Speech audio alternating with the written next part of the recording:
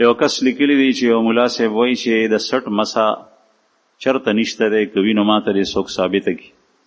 زمونږ علما وایي د سټ مسا مستحب ده، بعضې دا وایي. په دې کې دا اختلاف شته د علماو په منځ کې، دا اتفاقی سنت نه دي، اختلافي دي.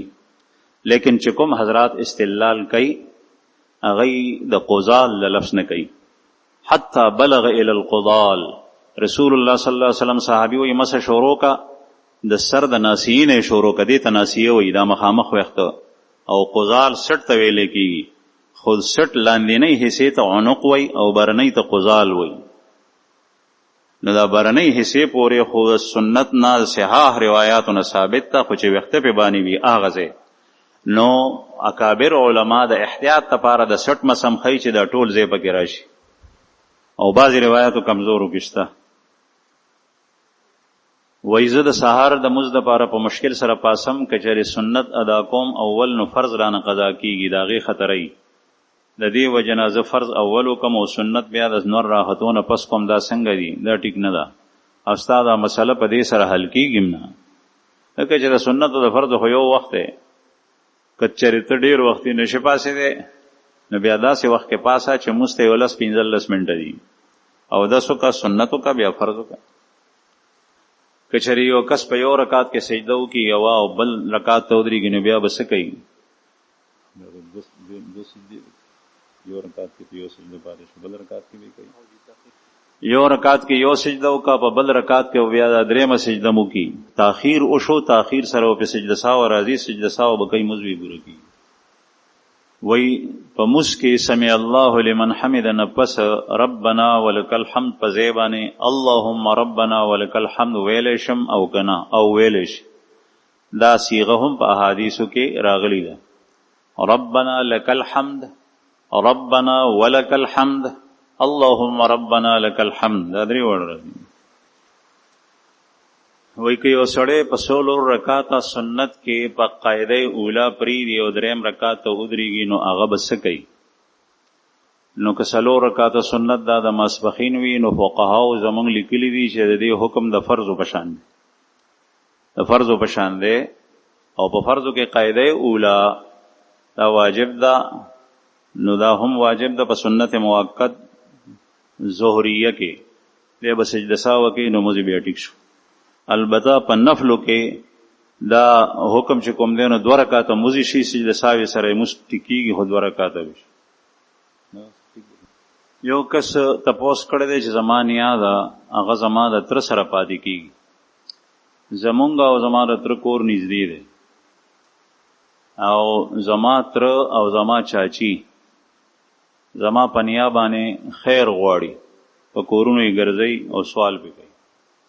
حالانکه زما تره په خپله کارم کوي، پیسې هم ورسره شته دی، ښه ګزاری کېږي.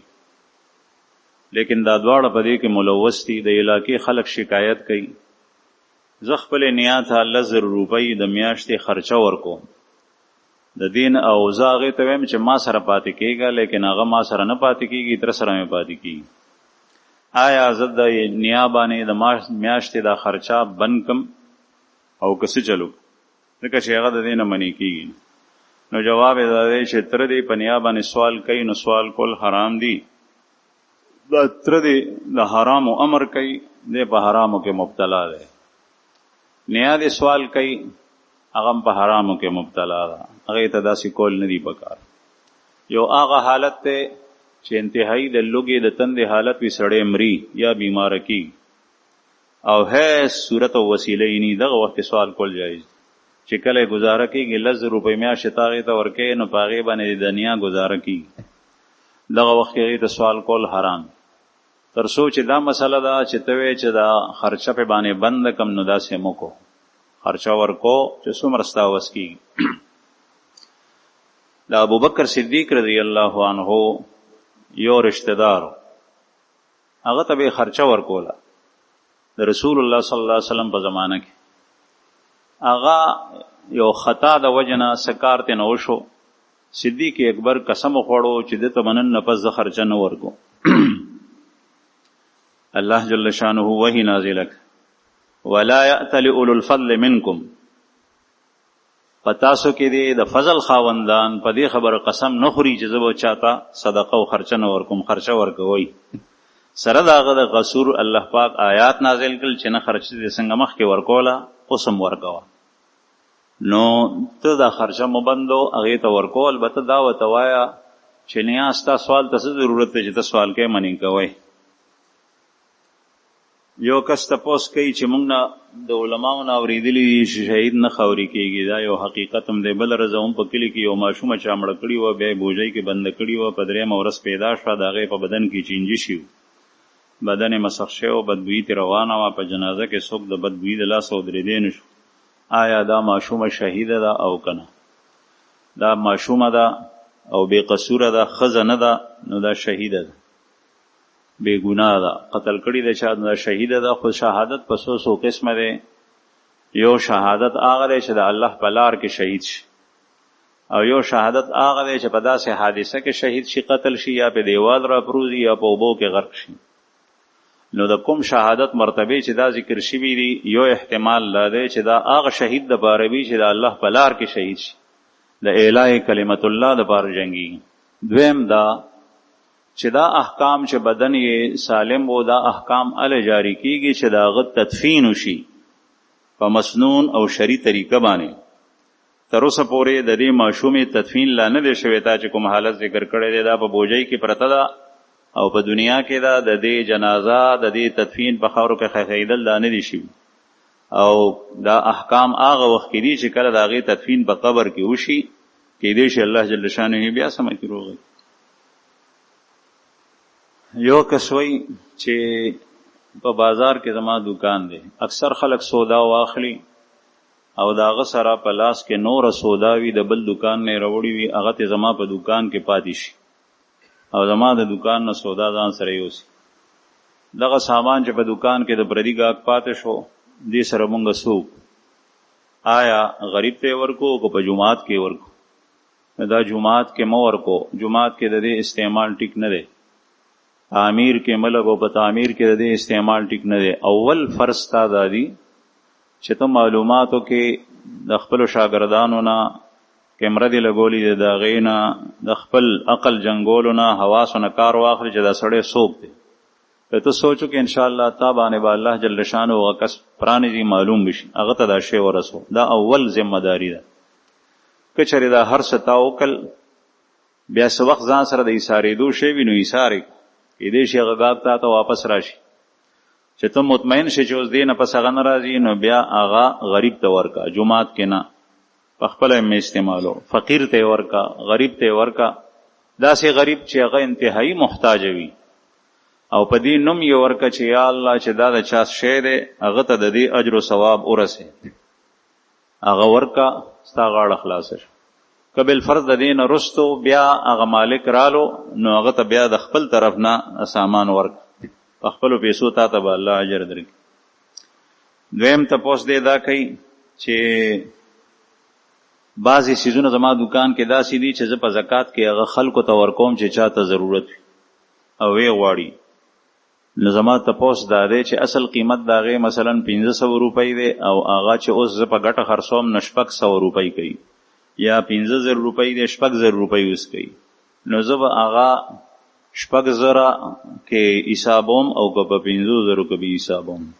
لومبۍ مسله خو دا ده چې بهتر دا ده چې ته خلکو ته د دې سامان په ځای باندې نقد پیسې ورکړي، نقد پیسې، ځکه چې په نقدو پیسو باندې غریب سړی خپل ضرورتونه پوره کولی شي. او چې کله ته داسې شی ورکړې چې هغه سامان یې کیدای شي هغه ته نه پکار، هغه سره سي فضل پروت دي. مثلا بوټان دی ورکل او هغه بوټان د هغه په خپو برابر هم نه دي، هغه پراته دي په کور کې، نو نه دی چې نه په اولاد کې څوک چې دغه ځای شي، نو داسې شی مه ورکو. البته که سامان ورکې نو سامان سره ستا زکات ادا کیږي، لیکن داسې شی ورکو چې د هغه په کار راشي. او بیا بهتر دا ده چې په کوم باندې تا اغشتی دی په هغې کې عماره، په دې وخت کې چې د هغې څه ریټ دی په هغې کې به هم ادا شي، لیکن دا بهتر صورت نه دی. یو کس وایي چې زمونږ په علاقه کې حکومت د افیمو کاش باندې پابندي لګولې ده، د هغې نه باوجود زمونږ په علاقه کې افیم خلک کری. دا غي د کاشت او د تجارت څه حکم دی. زمونږ کابرو علماو، زمونږ استاذ مفتی ولی حسن ټونکی رحمه الله شیخ الحدیث د بنوري ټاون هغه فتوا ورکړی و چې د افیمو کاروبار او کاش جایز دی، خوراک یې حرام دی. خوراک چې خوري نو نشه ده، او کاشت کاروبار یې جایز دی. نو چې کاروبار یې جایز دی نو کرلم جایز دی. او د هغې وجه دا بیان کړي وه چې دا په ډېرو داروګانو کې استعمالیږي. نن سبا چې څومره میډیسن دوایانې ډاکټري دي ایلوپیتک، په هغې ټولو کې دا شی استعمالیږي. د نشې چې څومره څیزونه دي، خصوصا آپریشن تیټر ته چې مریض دننه کوي په هغې کې آپریشن کوي، سرجنان چې کوم دارو ورکوي په هغې ټولو کې د نشې څیزونه استعمالیږي. او په دې داروګانو کې بنیادي کردار د افیم دی. نو دا په کار راځي. بعضې وخت کې بیماري داسې وي چې هغه د نشې نه بغیر نه کېږي چې هغه ته معمولي نشه ورکوي او بیا لرې شي. نو ځکه حضرات اهل علم محققین دا وایي چې د افیمو تجارت د دې خیال باندې دا جایز دی. ته پوهېږې چې دا سړی د افیم خوري او هغه تا ته وایي ما ته یو توله راکړه په دومره یې راکړه هغه ته ورکې، نو دا اوس ته حرام کې تعاون علی الاسم دی او هغې د نشې دپاره استعمالوي. نه، غټه سطح باندې ادارو ته ورکول هغې باندې ته خرڅولی شي. حکومت چې پابندي راوستي ده نو د هغې وجه زیات تر هغه دا ده چې د نورو په خبرو کې راتلل دي. به هر حال خلکو ته پکار دی چې افیم نه استعمالی، حرام دی. نه د هغې نه جوړ شوي څیزونه آیس، هیروین، پوډرو کې وي، هر یو شی چې وي هغه استعمالول ټول حرام دي. ځکه رسول الله صلی الله علیه وسلم فرمایي کل مسکر حرام، لیکن په دې نیت باندې کاروبار او تجارت جایز دی. وایي چې کله تبلیغي جماعت په دیهاتي علاقو ته لاړ شي او هغوی ته د دې خبرې علم نه چې موږ به دلته څومره وخت تېروو، نو هغوی به سفرانه مسکوي او که پوره. نو دا پته امیر ته وي او امیر ته د دې خبرې علم د مرکز نه وي. مرکز به ته وایي چې په دې آبادۍ کې ستاسو دومره ورځې دي، 3 ورځې دي، نو 3 ورځو کې به سفرانه مسکوي. دلته ستاسو 10 ورځې دي، نو 10 ورځو کې به سفرانه مسکوي. او که د مرکز د طرف نه امیر ته حکم وشو چې دلته ستاسو 20 ورځې دي، نو اوس به پوره مسکوي په هغه آبادۍ کې دننه. او امیر دې دا خلکو ته ووایي، ځکه چې مامورین چې څومره دي هغه د امیر مطیع دي په دې خبره کې. د هغوی ځان ته نیت کار نه کوي. د تبلیغي جماعت امیر چې څه حکم وکړي نو هغه نور حضرات هغه خبره ورسره مني چې هغه وایي دې ځای نه ځئ، نو بیا هغه روان شي چې ورته وایي دلته ایثار شي نو ایثار وي. نو امیر ته د دې خبرې پته وي. بالفرض که امیر تم پته ني او خلکو تم پته نشته نو بیا سفرانه مسکول پکار دي. ځکه چې تبلیغي جماعت یو علاقې ته ځي نو هغه د هلته پاتې کېدو دپاره نه ځي، بلکې د خپل کار په سلسله کې دي، تحریک د جماعت په سلسله کې 100 ورځې تیر کې بیا وځي. نو چې پته نه لګي که په دې کې د 15 ورځو نه زیات وخت هم تیر شي نو بیا به هم سفرانه مسکوي. وایي که یو سړی حرام ګټي او هغه ما سره امداد وکړي نو ما دپاره هغه حلالېږي او که نه. او که د قرض په تورې راکړي نو دا څنګه دي؟ ته ځان ته ګوره که چېرې ته مستحق یې، ستا د خوراک سکاک هیڅ درک نه لګي، نه د سره دانې شته، نه اوړه شته، نه د نغدې پیسې شته، بیا ته دومره محتاج یې چې تا ته څوک حلال نه درکوي، نو دې حرامو ته د بدې ورځې لاس کولی شي. او که چېرې داسې نه ستا حالات ښه وي نو بیا دا حرام اخیستل تا ته حرام. وایي د خلکو نه ما اورېدلي دي چې ګرم خوراک خوړل د سنتو خلاف ده، چې کله خوراک یخ شي نو بیا خوره. د دې مسئلې څه جواب؟ دا مسله داسې نه ده، بلکې دا داسې ده چې خوراک آدابو کې یو ادب دا دی چې داسې خوراک خوره چې هغه تا ته ضرر نه درکوي، مضر نی. نو ډېر ګرم خوراک خوړل چې هغه ستا خوله وسوځوي، ژبه دې وسوځوي او تالو دې وسوځوي او د ستوني نه ښکته کېږي، نو د خوراک دا نالۍ وسوځوي، معده کې دې ورسره جلن او سوی پیدا شي، دا ضرر دی. دومره ګرم خوراک مه کوه، لکه د چایو سختو ګرمو چایو نه ګوډ کول چې هغه ته وسوځوي، په ژبه دې پولۍ ودرېږي، دا ګناه ده. ځکه چې ځان ته اذیت ورکول، تکلیف ورکول دا ګناه ده. دا ستا سره د الله امانت. او که چېرې نه دومره ګرم وي چې هغه تا ته اذیت او ضرر نه درکوي، نو بیا ګرم څیزونه چې ساړه شي نو د هغې مزه ني. لکه چای چې ډېرې یخې کړي نو بیا د هغې خوند ني. د چایو شوقیان هغه ګرمې چای څکي، چې ضرر نور کې نو بیا خیر دی. وینن سبا بعض خلک واړه سایز کې قرآن مجید چې هغې ته جیبی سایز وایي یا پاکټ سایز، هغه قرآن پاک په جیب کې واچي تلاوت دپاره او ګرځوي. نو آیا دا قرآن پاک په جیب کې اچول او ګرځول جایز دي او جایز دي؟ خدا قرآن پاک په جیب کې وي او داسې ځای ته تننوځي چې هلته ګندګي وي نو هلته مکروه دي. مثلا بیت الخلا ته ځې، تا ته د قضای حاجت ضرورت پیښ شو، نو دا قرآن پاک بهر په پاک او محفوظ ځای کې کېده، بیا ځه. او که ته د شوګر مریض نو بیا په جیب کې مه کېده، ځکه چې د شوګر مریض دې خبرو ته نه سنبالي هغه نه، او دسمات کله کله په کپړو کې لاړ شي، نو هغه خامخا بیا قرآن پاک په جیب کې ځان سره وړي، نو د دې ارتکاب تا نه ځکه وشو چې تا قرآن په جیب کې ایښی. بهرحال ګندو ځایونو ته بیت الخلاګانو ته قرآن پاک وړل دا جایز نه دي.